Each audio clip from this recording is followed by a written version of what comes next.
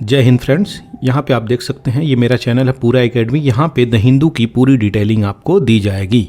जो भी daily current affairs है द हिंदू में एडिटोरियल है, पीआईबी का न्यूज़ कलेक्ट करके डाउन टू अर्थ का डाटा और फ्रंट लाइन का डाटा सारा डिटेलिंग यहाँ पे मैं कंपाइल करके आपको आपके सामने लेकर आता हूँ। तो चलिए शुरू करते हैं आज का द हिंदू एडिटोरियल एनालिसिस।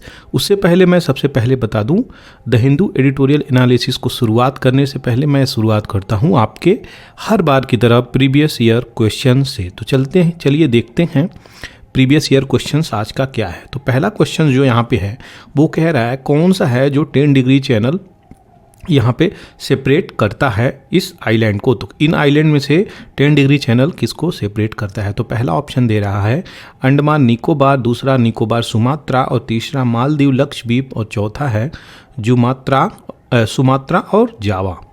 तो ये चारों में से कौन सा सही है आप ज़रूर इसे कमेंट सेक्शंस में लिखें ताकि आपको लंबे समय तक ये चीज़ें याद रहें। दूसरी जो क्वेश्चंस निकल के आ रही है वो प्रोग्राम्स और प्रोजेक्ट को लेके उनकी मिनिस्ट्री के साथ मैच करने की है। तो कह रहा है drought prone area programme ministry of agriculture की है और दूसरा स्टेटमेंट में बोल रहा है desert development programme ministry of environment की है और तीसरा जो कह रहा है वाटर्स से डेवलपमेंट प्रोजेक्ट रेनफेड एरिया ये मिनिस्ट्री ऑफ रूरल डेवलपमेंट की है। तो इस मीन्स इनमें से कौन सा आंसर सही है। तो पहले में दे रहा है 1 और 2 ओनली, दूसरे में दे रहा है 3 ओनली और तीसरे में तीनों को राइट दे दिया है, चौथे में बोल रहा है इनमें से कोई नहीं। तो कौन सा सही है कमेंट सेक्शंस में आप उसे ज़रूर लिखें ताकि आपको लंबे समय तक याद रहे। यहाँ पे जो भी क्वेश्चंस दिया जाता है वो कंकरेंटली बेस पे जो इशू होती है उसी के आधार पे यहाँ पे बनाकर आपको दिया जाता है ताकि जो भी क्वेश्चंस यहाँ से आए इनके स्टेटमेंट से आए वो आपको लाभ पहुँचा सके। इसलिए इसकी डिटेलिंग को कभी आप निगलेक्ट मत करिएगा और इसकी डिटेलिंग मैं आपको कल दूंगा।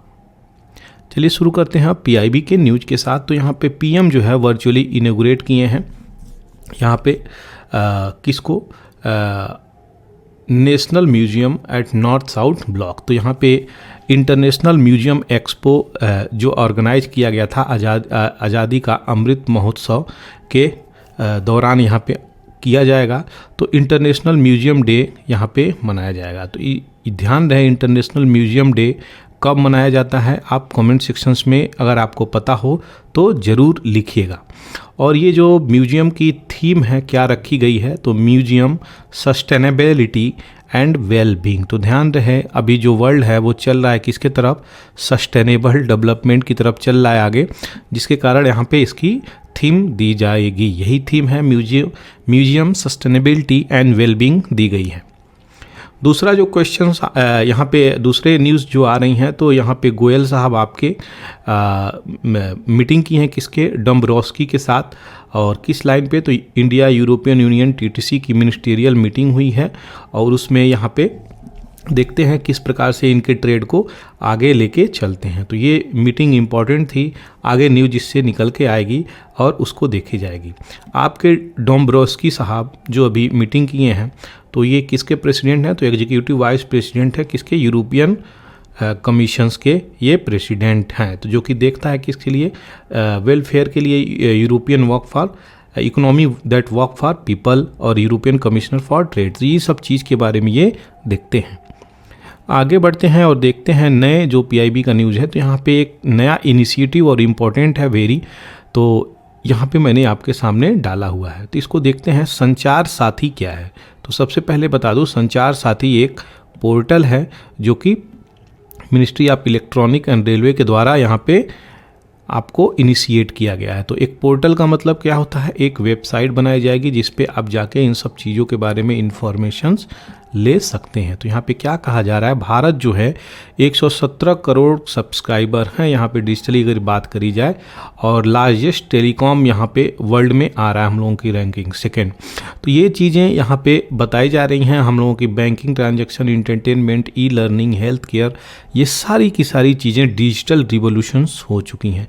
तो डिजिटल प्लेटफॉर्म पे बहुत ज़्यादा हम लोग काम करते हैं, बहुत ज़्यादा उपयोग करते हैं जिसके कारण हम लोगों के पास ये सारी चीज़ों का सुविधा मिल रहा है। तो आज की अगर बात करें तो यहाँ पे ये मिनिस्ट्री लेके आई है क्या जो संचार भारती है तो उसमें क्या क्या हम चेक कर सकते हैं।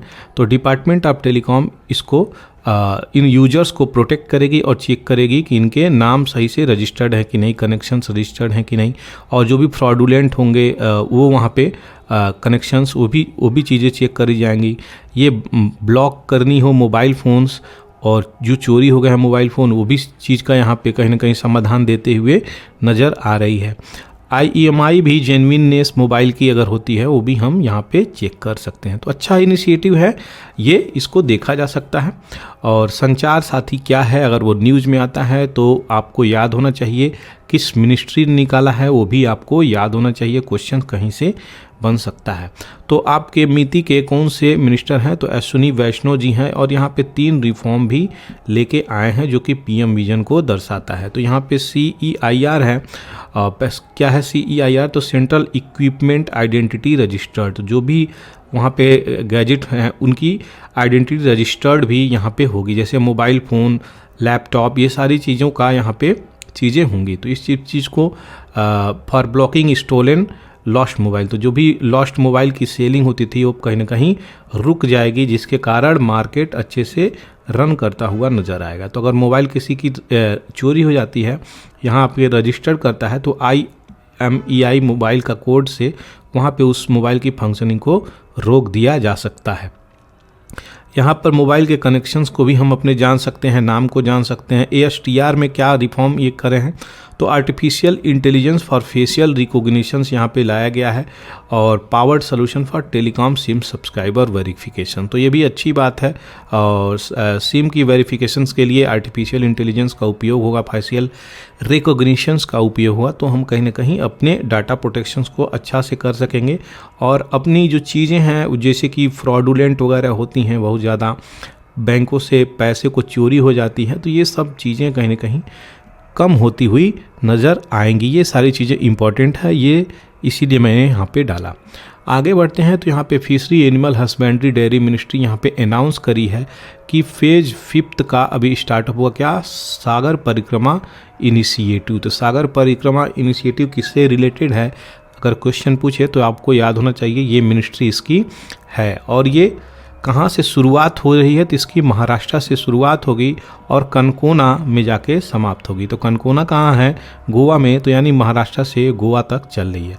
इसमें क्या होगी, तो यहाँ पे लोगों की इकोनॉमिक स्थिति को अपलिफ्ट करने की बात चल रही है, ताकि जो भी फिशरमैन है उनको एक अच्छा इनकम जनरेट करके गवर्नमेंट दे सके। तो इसी की बातें चल रही हैं। प्रधानमंत्री मत्स्य संपदा योजना ये फिशरी को आगे बढ़ाने के लिए है, और किसान क्रेडिट कार्ड, ये सब चीज़ का इस्तेमाल करके कहीं ना कहीं इन सब चीज़ों को हम और आगे ले जाकर रख सकते हैं।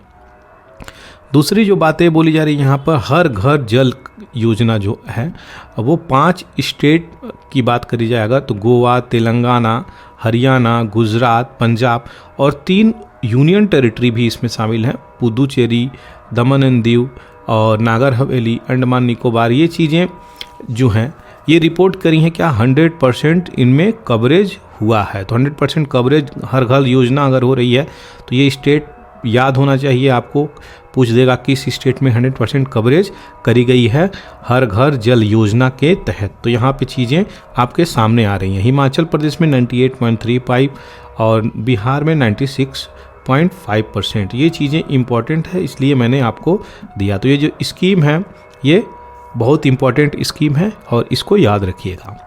आगे बढ़ते हैं, न्यूज़ को देखते हैं कि यहाँ पे इंडिया जो है वैक्सीन बनाने के बिल्कुल करीब पहुँच रहा है धीरे धीरे, और अभी इसकी 3rd फेज की ट्रायल होती है। याद रहे, कोई भी अगर वैक्सीन्स का निर्माण होता है तो उस वैक्सीन को 6 फेज से गुजरना होता है।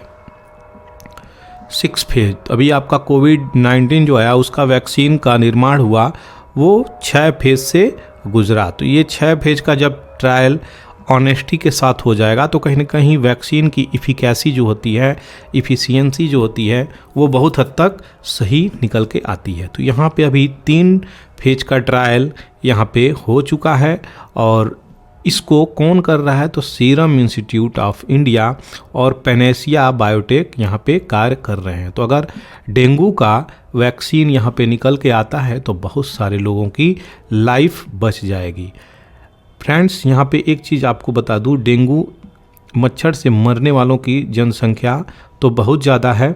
एक चीज़ याद रखिएगा, छोटे मच्छर ये जो होते हैं मस्कीटोज़, ये डेंगू वायरस लेके आते हैं कैरियर, और उसके हिसाब से यहाँ पे हमें इन्फेक्ट करते हैं। तो यहाँ पे डेंगू मच्छर कौन से यहाँ पे वायरस लेके आते हैं, तो एडी एजिप्टी जो है यहाँ पे ये चीज़ें लेके आते हैं और हमें इन्फेक्ट करते हैं। तो एडी एजिप्टी जो मॉस्किटो होते हैं यहाँ पे आते हैं और हमें वायरस से इन्फेक्ट करते हैं, जिसके कारण हमारे शरीर की प्लेटलेट कम हो जाती है और अब बिल्कुल कम हो जाने की वजह से आदमी डेथ कर जाता है। तो ये चीज़ें निकल के आ रही हैं। इसी की समाधान सीरम इंस्टीट्यूट और पैनेसिया बायोटेक खोज रही है, जो कि अच्छी बात है, और इंडियन मेडिकल रिसर्च काउंसिल यहाँ पे सहभागिता भी दे रही है। अभी रिसेंटली आपको साइक्लोन मोचा के बारे में मैं बताया, तो यहाँ पे जो साइक्लोन मोचा में 60 के आसपास लोगों की यहाँ पे मृत्यु हो चुकी है। देखते हैं आगे कितनी और सारी चीज़ें होती हैं। तो आप देख सकते हैं क्या हालात है यहाँ पे। जब भी तूफ़ान आती है, साइक्लोनिक तूफ़ान समुद्र से ओरिजिनेट अगर होती है, तो लो प्रेशर बेल्ट का एक अलग रोल होता है, जिसके कारण हाई प्रेशर से लो प्रेशर की तरफ बढ़ती है। तो जो हवाएं चलती हैं हाई प्रेशर से लो प्रेशर की तरफ चलेंगी और वो एक तूफ़ान का रूप ले लेती हैं अगर लो प्रेशर डेवलप होता है समुद्र में। तो यही चीज़ें हैं यहाँ पे इम्पेक्ट करी हैं। और अगर साइक्लोन का फीचर पूछा जाए तो यह एक सुपर साइक्लोन था। अगर पूछा जाए मोचा जो साइक्लोन था कौन सा साइक्लोन था, याद रहे ये सुपर साइक्लोन है। इसकी डिटेलिंग मैं पिछले वीडियोज़ में दे चुका हूँ, अच्छे से पूरी डिटेलिंग के साथ इसको बताया गया है।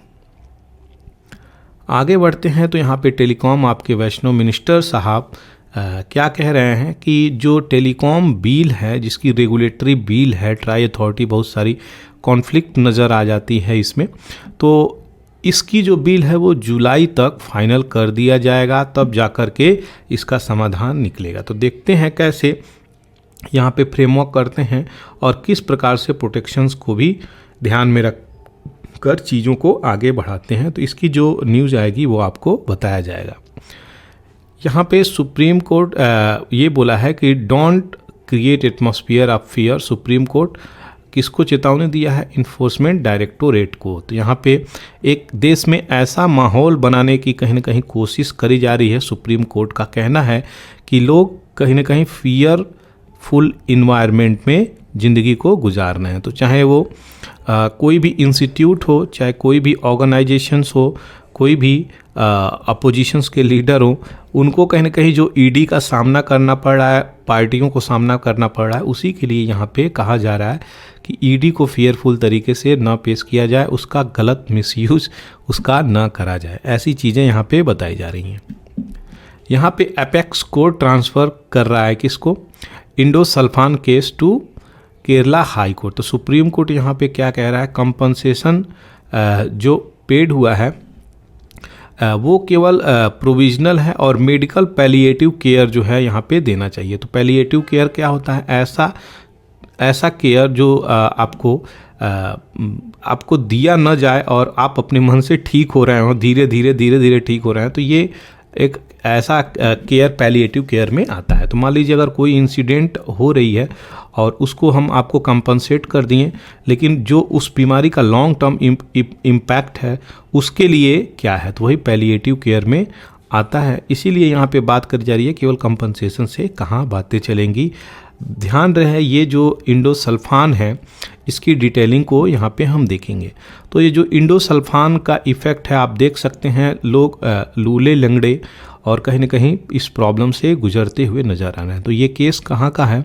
ये आपके केरला के कसारगोड के आसपास का ये केस है। तो किस चीज़ के लिए इसका इस्तेमाल होता है इंडोसल्फान का? तो हम देखेंगे इंडोसल्फान का जो इस्तेमाल हुआ है वो आपको काजू उगाने के लिए यहाँ पे हुआ है। तो कैस्यू उगाने के लिए ये चीज़ें चली हैं जो आपको इस लोकेशंस पे दिखाता है। इसके स्प्रे से, इसकी लीकिंग से, इसकी मैन्युफैक्चरिंग के बाद इस जोन में, कसारगोड वाले जोन में लोगों को ऐसी दिक्कतों का सामना करना पड़ा। उनके बच्चे, उनके जो भी अपकमिंग पीढ़ी है अभी तक ये चीज़ें झेल रही हैं।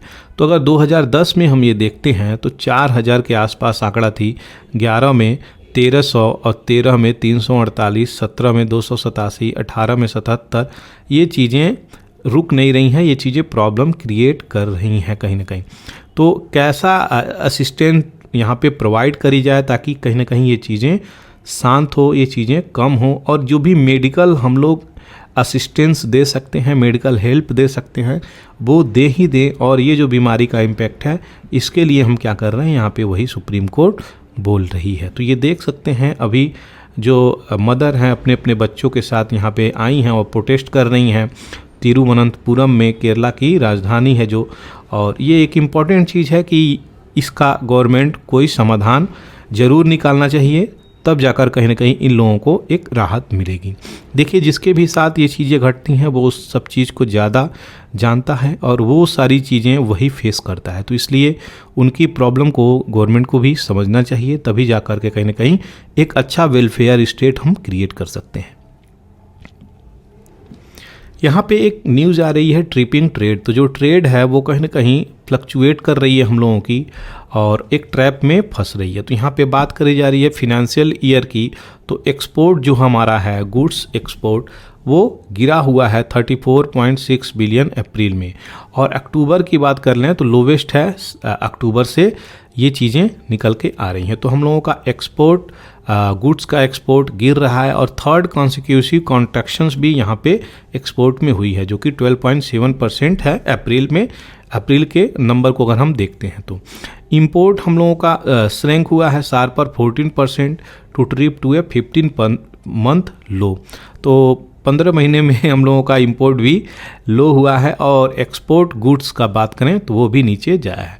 तो जो हम लोगों की ग्लोबल इकॉनमी है स्लो हो रही है, और इसकी वजह से इम्पैक्ट बहुत सारा पड़ रहा है। अप्रैल की बात करें अगर देखते हैं तो यहाँ कहीं ना कहीं ये जो ट्रबल क्रिएट हो रही है, एक स्टीड फास्ट फॉल हो रही है, जो कि रिसेंट मंथ की बात करें तो ये स्टीड फॉल जो हो रही है बहुत तीव्र गति से, ये हम लोगों की गुड्स एक्सपोर्ट नीचे गिरी है, जो कि एक सोचने वाली बात है। तो यहाँ पे यही सिग्नल दे रहा है कि सडन शिफ्ट जो हुई है सिक्वेंशियल मोमेंटम में, उसी को यहाँ पे देखा जा रहा है, जो कि इमरजेंसी हैंड ब्रेक यहाँ पे बोल रहे हैं।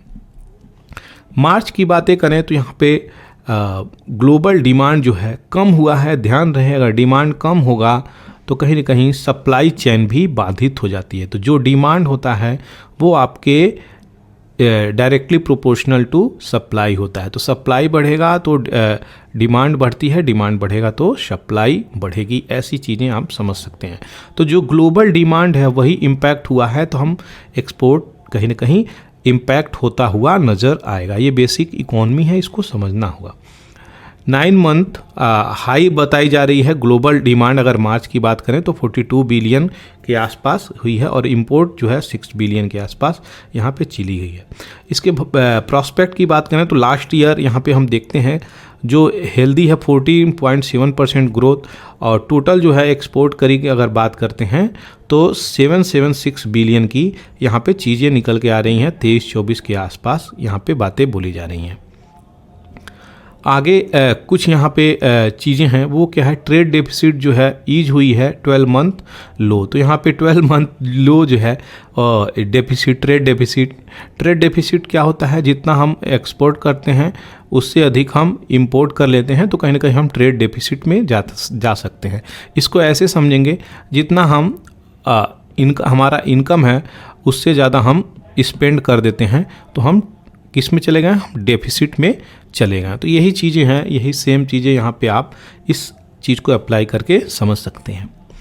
तो इंपोर्ट ऑफ पेट्रोलियम भी यहाँ पे डाउन दिखाया गया है। अगर बात करी जाए गेम्स ज्वेलरीज की भी यहाँ पे डाउन दिखाई गई है, और पेट्रोलियम वैल्यू एडेड प्रोडक्ट जो हम बनाते हैं वो भी डाउन दिखाई गई है। तो पेट्रोलियम एक्सपोर्ट यहाँ पे श्रिंक हुआ है कितना, 17.5% अप्रैल में, और ज्वेलरी शिपमेंट भी नीचे गिरी है। तो ये सब चीज़ें हमें कहीं ना कहीं गुड कमोडिटी जो हैं ये इम्पैक्ट करती हुई नज़र आ रही हैं, और लास्ट ईयर ये चीज़ें श्रिंक करी हैं। और ट्रेड बास्केट की बात करी जाए तो यहाँ पे इम्पैक्ट करती हुई नज़र आ रही हैं। चाइना भी अपनी इकॉनमी को ओपन इकॉनमी किया हुआ है, और ये कहीं ना कहीं अभी ग्लोबल ट्रेड ग्रोथ में निकल रहा है। तो 1% से 1.7% 2023 में WTO के आंकड़ा के अनुसार ये निकल के आ रहा है। सर्विसेज एक्सपोर्ट की हम बात करते हैं तो हम क्या पाते हैं, रिसेंट जो है अभी टर्मोइल हुआ है और ये चीज़ें कहीं ना कहीं फ्लक्चुएट हो रही हैं और स्लो डाउन भी इसमें देखने को मिल रहा है। तो इंडिया को यूज करना चाहिए ये पीरियड, और ओवरऑल ट्रेड जो है स्टांस इंडिया का एक पॉलिसी वे में अच्छे तरीके से होना चाहिए, तभी जाके हम कहीं अपने इंपोर्ट के बिल को डाउन कर सकते हैं। तो इंडिया बहुत ज़्यादा इंपोर्ट पे डिपेंड है अभी, और इसको एक्सपोर्ट ओरिएंटेड बनाने के लिए हमें अच्छे पॉलिसी की ज़रूरत है, अच्छी चैन की ज़रूरत है, तभी जाके हम कहीं ना कहीं इसको मल्टीलेटरल ट्रेडिंग अरेंजमेंट कर सकते हैं और हम एक्सपोर्ट करने के लिए अच्छा प्लेटफॉर्म क्रिएट कर सकते हैं। ऐसी बातें बोली जा रही हैं। आगे बढ़ते हैं नेक्स्ट एडिटोरियल, जो कि बहुत इंपॉर्टेंट है, आप लोग नाम सुने होंगे, गिग वर्कर की क्या समस्याएं हैं। तो गिग वर्कर राजस्थान जो है बिल लेके आया हुआ है कि गिग वर्कर के जो दिक्कत है, जो कष्ट है, उसको दूर करने के लिए। तो सबसे पहले आपको बता दूं कि गिग वर्कर होते क्या हैं। तो ऐसे इंडिविजुअल जो एम्प्लॉयड होते हैं transactionally on time task based manner, तो एक टाइम पे इनको हटाया भी जा सकता है, कॉन्ट्रैक्ट बेस्ड होते हैं। और इनकी बात करी जाए तो एक प्लेटफॉर्म बेस्ड होते हैं, एक नॉन प्लेटफॉर्म बेस्ड होते हैं। तो प्लेटफॉर्म बेस्ड वो होते हैं जो ये देख रहे हैं आप, स्विगी, जोमेटो, ये लोग ऑनलाइन प्लेटफॉर्म, अमेजोन से, ये सारे लोग गिग वर्कर में आ जाते हैं। नॉन प्लेटफॉर्म वर्कर की वो बातें हैं जो कंस्ट्रक्शंस पे काम करते हैं, जो अनऑर्गेनाइज तरीके से कार्य करते हैं।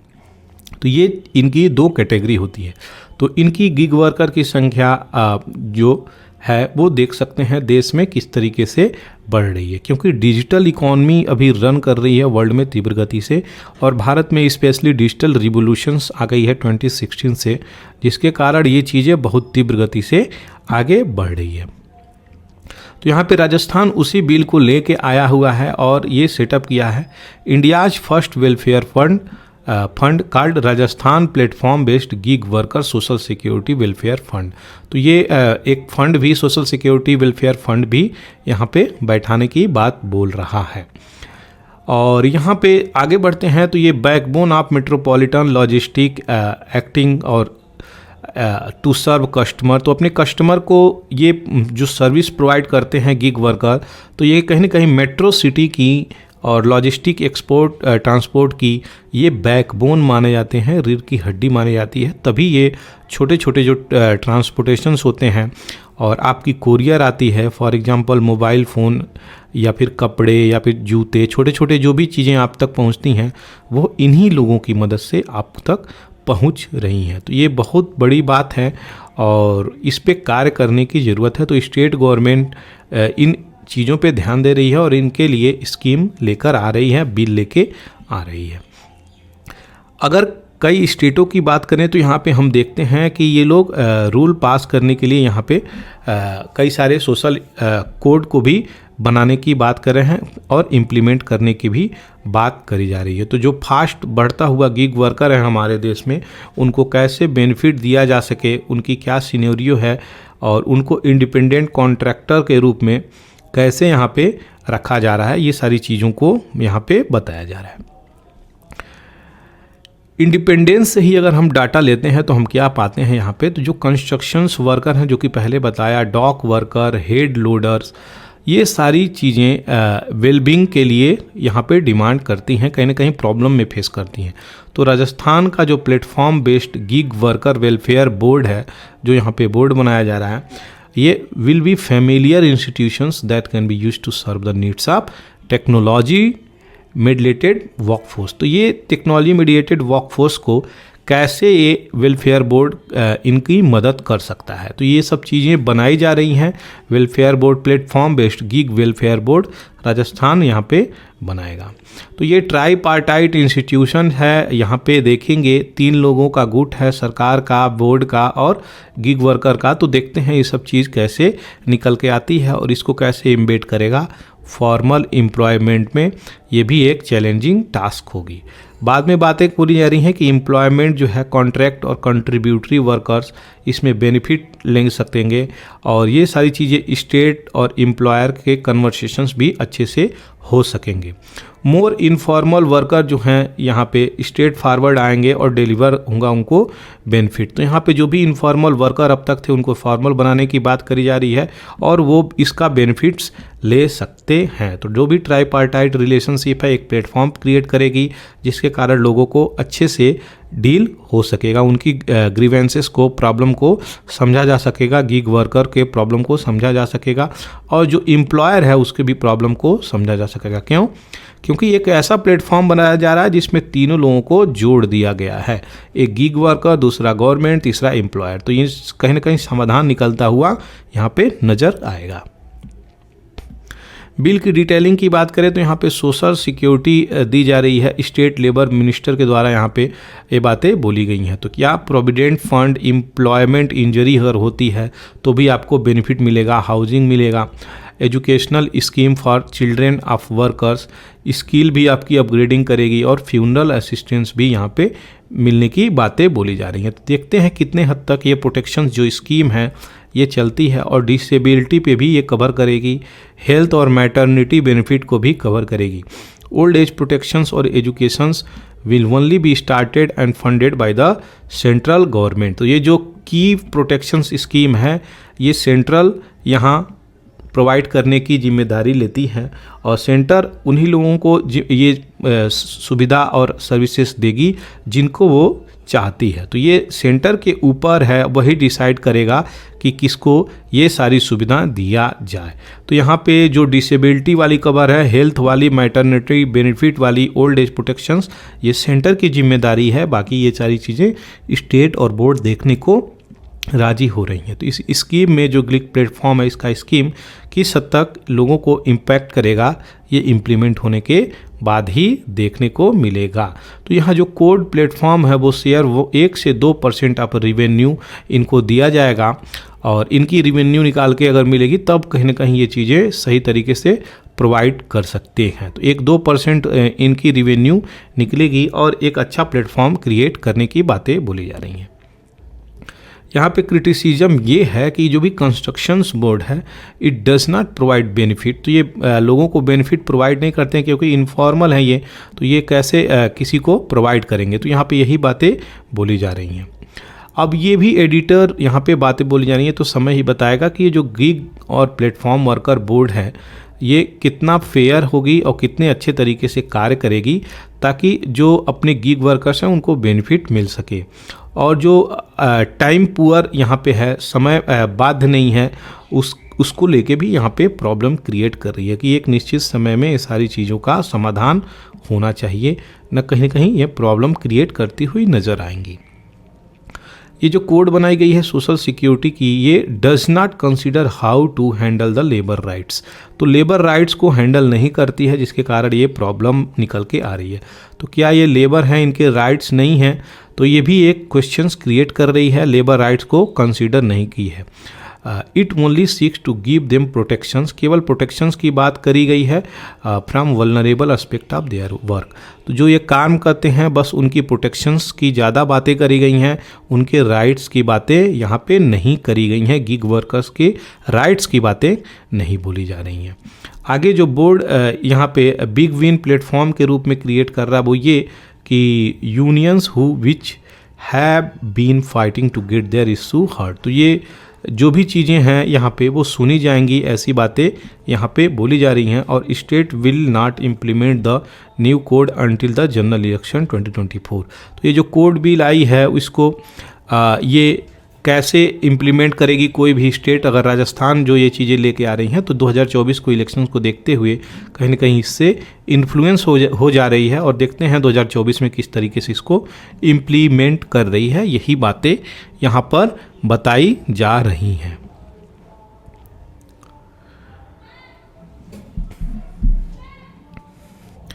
आगे यहाँ पे बात करी जा रही है कि यूनाइटेड नेशंस यहाँ पे रिपोर्ट किया हुआ है कि 10 कंट्रीज जो हैं यहाँ पे, ये दूसरी न्यूज़ है आपको मैं बता दूं यहाँ पे। तो 10 कंट्रीज की बात ही बोल रही हैं जो 60% of the global maternity death है वो steel birth, new born death, ये सारी चीज़ें भारत में चल रही हैं। तो ये चीज़ें कहीं ना कहीं प्रॉब्लम क्रिएट कर रही हैं और ये चीज़ें हम यहाँ पे देखेंगे। तो ये यूनाइटेड नेशंस का डाटा है जो कि इम्पोर्टेंट है, इस डाटा को आप समझ सकते हैं। तो इंडिया की बात अगर हम करते हैं तो यहाँ पे क्या पाते हैं कि 17% ऑफ डेथ यहाँ पे 2020 में हुई है, नाइजीरिया में 12%, पाकिस्तान में 10%, और ये रिपोर्ट जो है इंडिया को दर्शाता है कि highest number of maternal death यहाँ पे हुई है।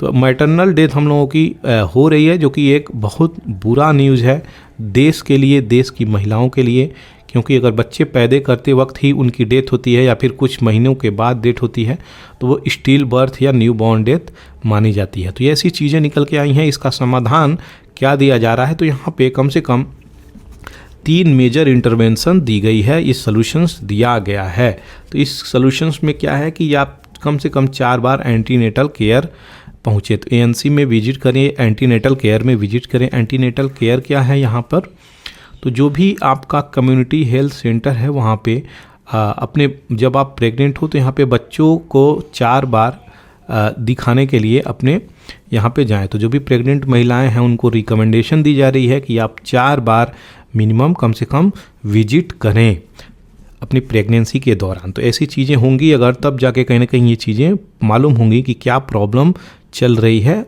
अंदर।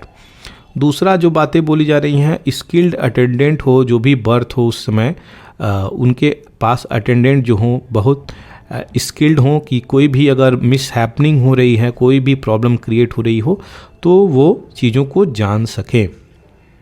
और पोस्ट नेटल केयर की बातें बोली जा रही हैं। तो ये जो 3 चीज़ें हैं, पोस्ट नेटल केयर, अगर बच्चा पैदा हो रहा है और बच्चा पैदा हो गया और बच्चा पैदा होने के बाद, तो पहला, दूसरा, तीसरा, इन तीनों फेज को यहाँ पे कंसीडर किया जा रहा है, तीनों फेज को यहाँ पे रेगुलेट किया जाएगा। तो तीनों फेज में से अगर बच्चा पैदा होते ही डेथ कर दिया तो भी हम लोग ट्रैक कर सकते हैं उसको और उसका ध्यान रख सकते हैं। पैदा होने के बाद तुरंत डेथ कर गया और पैदा होने के बाद कुछ महीने या साल में डेथ कर गया, तो ये चीज़ें हम लोगों को ट्रैक करनी पड़ेगी। यहाँ पे यही चीज़ें बोली जा रही हैं। और ये जो कॉम्प्लिकेशंस हैं ये ड्यूरिंग प्रेगनेंसी, ये सब चीज़ को हम ट्रैक करेंगे तभी जाके कहीं ना कहीं इन सब चीज़ों का हम लाभ उठा पाएंगे, महिलाओं को बेनिफिट दे पाएंगे और वुमेन एम्पावरमेंट कर पाएंगे। नहीं तो 50% जो पॉपुलेशन है वुमेन की, वो कहीं ना कहीं इम्पैक्ट होती नज़र आ रही है। महिलाओं में ये भी देखा गया है कि प्रेगनेंसी के दौरान एनीमिया की कमी, विटामिन डी की कमी, ये सब कमियां हो जाती हैं जिनके कारण बच्चों को इफ़ेक्ट करता है। तो इम्यूनाइजेशंस की भी यहाँ पे इम्यूनाइजेशंस को लेके आगे चलने की ज़रूरत यहाँ पे बोली जा रही है। कुछ डाटा देखते हैं हम, उस डाटा को यहाँ पे देखेंगे, समझेंगे। तो यहाँ पे जो socio economic background of pregnant women who completed antenatal care visit, तो यहाँ पे फ्रीक्वेंसी एएनसी विजिट की यहाँ पे देखी गई है। इंडिया ओवरऑल 6.1% यहाँ पे देखी गई है, आप देख सकते हैं। लोकेशंस की बात करी जाए तो अर्बन में 68.6% है, रूरल में 54.5% है। तो अर्बन लोग ज़्यादा अटेंटिव हैं क्योंकि अच्छी शिक्षा वहाँ पे मिली है, अच्छी फैसिलिटीज़ भी लोकेशंस पे प्राप्त होती है। ईयर ऑफ स्कूलिंग की बात करी जाए यहाँ पे, तो यहाँ पे 0 ईयर्स है एएनसी में और 39.9% के आसपास इसकी आंकड़ा है। कास्ट के अनुसार बात करी जाए तो शेड्यूल्ड कास्ट जो है 55.3%, एसटी जो है 57 के आसपास, ओबीजी 57 और जनरल जो है 64। तो जनरल को ज़्यादा यहाँ बेनिफिट दिख रहा है। तो वेल्थ जो है क्विंटाइल किया गया है। पुअरेस्ट की बात करी जाए तो 41% और रिचेस्ट की बात करी जाए तो 71%। तो ये डाटा इम्पॉर्टेंट है जिसके कारण ये इम्पैक्ट बहुत सारी चीज़ों को कर रहा है। यहाँ पे प्रेगनेंसी हेल्थ की बात करी जाए तो किसको किसको प्रोवाइड करी जा रही है, तो share of man who were told by the healthy provider workers, तो यहाँ पे ब्लीडिंग की समस्याएं 51.4%, कन्वर्जन की समस्याएं 53 प्रोलॉन्ग लेबर 60.8%, ये सारी चीज़ें, हाई बीपी 57%, ये सारी प्रॉब्लम निकल के आ रही हैं। तीसरा जो टेबल है सोशियो इकोनॉमिक बैकग्राउंड को लेके है यहाँ पे, और यहाँ पे पोस्ट नेटल केयर की बातें बोली जा रही हैं। After 2 day of child birth who neighbour did so, तो जो बच्चा पैदा होता है उसके 2 दिन के बाद उसको पोस्ट नेटल केयर की ज़रूरत होती है, चेकअप की ज़रूरत होती है, जो कि कोई करवाता नहीं है। तो no postnatal health checkup ये होती है। तो ये अर्बन में जो है 11.9% है और रूरल की बात करें तो 17.6% है। तो जो 2 दिन की बात करी जा रही है वो डाटा ये है, 25.7% अर्बन में है और रूरल में 21.6%। तो ये चीज़ें हैं। कास्ट बेस्ड डाटा भी आप देख सकते हैं यहाँ पे, ये सारी चीज़ें इम्पॉर्टेंट हैं। ये क्या कारण है कि ये एंटीनेटल केयर के लिए विजिट नहीं कर सकती हैं? तो man did not think it was necessary. जो उनकी हस्बैंड हैं वो ज़्यादा सहभागिता भी नहीं दिखाते हैं। Family did not think it was necessary. और pregnant women did not want checkup, कई सारे वुमेन भी चेकअप नहीं चाहती हैं। Women has had children before, जो चिल्ड्रेन हैं उनके पास पहले ही बहुत सारे बच्चे हैं। कॉस्ट टू मच, बहुत सारी पैसे की भी इसमें ज़रूरत होती है, तभी जाके आप कहीं ना कहीं चेकअप भी करवा पाएंगे। Too far, no transportation, transportation की सुविधा की भी प्रॉब्लम यहाँ पे आ रही है। No female health worker available, तो जो मेडिकल स्टाफ है उसमें फीमेल हेल्थ वर्कर भी नहीं है। तो ये सारी चीज़ें हैं, अर्बन की देख सकते हैं, रूरल की देख सकते हैं, टोटल की बात करें तो ये सारी चीज़ों को हम देख सकते हैं। तो ये डाटा इंपॉर्टेंट था, कहीं ना कहीं ये लैकिंग हो रही है, इन लैकिंग को हमें देखना चाहिए, तब जाके हम कहीं ना कहीं मैटरनल जो भी डेथ हो रहा है या फिर चाइल्ड का डेथ हो रहा है तो हम उसको रोक सकते हैं। दूसरी जो न्यूज़ निकल के आ रही है, मानसून जो है अराइवल में डिले। तो ये जो मानसून हमारे भारत में आता है जून के आसपास, 1 जून को, तो साउथ वेस्ट मानसून जो है वो डिले करके आएगा कुछ दिन, ऐसा बोला जा रहा है। तो ये किसका इफेक्ट है? अल नीनो का इफेक्ट यहाँ पे दिखाया जा रहा है। अब अल नीनो का इफेक्ट आ रहा है तो ये कैसे लोगों को प्रभावित करेगा वो हम देख लेते हैं यहाँ पर। तो सबसे पहले अगर देर से रेन होगी तो डेफिसिट रेनफॉल होगी, जो नॉर्मल रेनफॉल होगी उससे कम रेनफॉल देखी जाएगी। तो कहीं ना कहीं कम रेनफॉल होगी तो किसी विशेष जगह पे ज़्यादा रेनफॉल मिलेगी, कहीं ड्रॉट हो जाएगा, तो ये चीज़ें, फ्लड भी आएगी, ड्रॉट भी आएगी, ये सारी चीज़ें यहाँ पे आएगी अपने देश में, ऐसी चीज़ें। दूसरी जो बातें निकल के आ रही हैं, अगर ड्रॉट रहेगी तो कहीं ना कहीं जो हम लोगों का सीरियल प्रोडक्शंस है वो गिरता हुआ नज़र आएगा। तो जो किसान का इनकम है, फार्मर का इनकम है, वो भी डिक्लाइन होता नज़र आएगा। और लेटेस्ट जो बातें ये बोली जा रही हैं यहाँ पे कि अगर हर प्रकार से हम लोग मानसून पे ही डिपेंड हैं अपनी खेती के लिए, अपनी इनकम के लिए, तो हम ये सब चीज़ को कैसे डील करेंगे। भारत ऐसी कंट्री है, गाँव का देश बोला गया है, जिसमें सबसे ज़्यादा आबादी गाँव में बसती है। तो हम लोग एग्रीकल्चर सेक्टर में ज़्यादा डिपेंड अभी हैं, जो भी यहाँ की एम्प्लॉयमेंट है वो ज़्यादा डिपेंड है। और वहाँ पे जो है जो भी जॉब मिलती हैं वहाँ पे वो सीजनल जॉब मिलती हैं, जिसके कारण जीडीपी में रोल हम लोगों का कम है, लेकिन परसेंटेज की बात करी जाए तो हम अधिक वहाँ पे पाते हैं। तो ये सारी चीज़ें निकल के आएंगी, कहीं ना कहीं एग्रीकल्चर फील्ड में यहाँ पे प्रॉब्लम आने वाली है अगर ये डिले करके आती है तो। ये थी आज की द हिंदू एडिटोरियल एनालिसिस। आशा करते हैं आपको ये चीज़ें पसंद आई होगी। अगर पसंद आई है तो लाइक करना, शेयर करना, सब्सक्राइब करना चैनल को बिल्कुल भी नहीं भूलिएगा। थैंक यू फॉर वॉचिंग पूरा एकेडमी द हिंदू एनालिसिस।